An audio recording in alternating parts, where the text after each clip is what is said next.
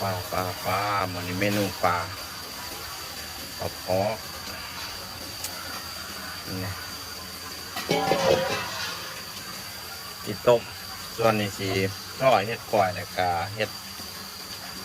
ล้วนจำแจวซีฟู้ดกับแจวบัสบีก็คักนี่เนี่ยปลาสด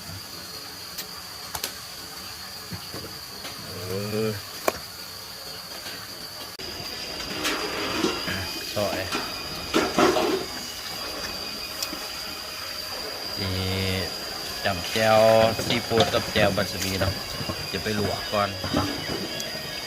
ซอยไปลวกเห็ดก่อยนะเห็ดก่อยนะครับเห็ดลวกนะ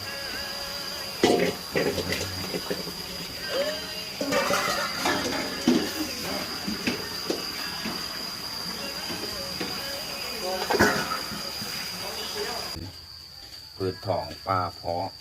มาคัดซิมาปีซุปแล้วครับ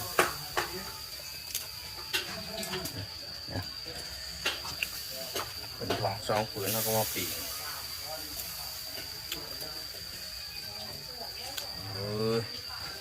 เป็นตาแซ่บตาหนัวแล้วก็มันพริกมัน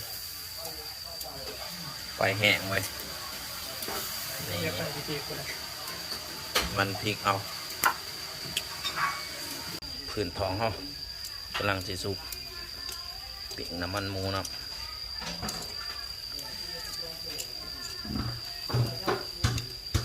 พอได้เอาปลาลงต้มปลาเพาะ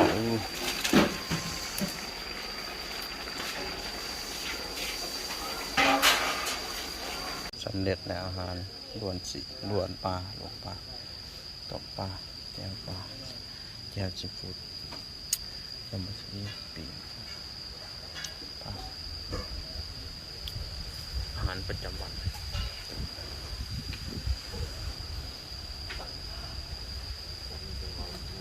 กว่าสีมุกขี้ปลากว่าสี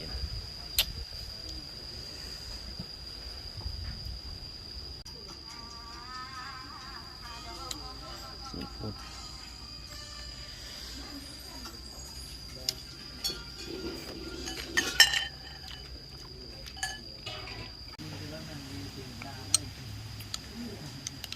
ที่เจ้า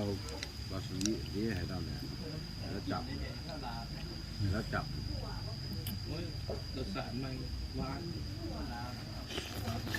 เห็นมาใหม่ตัว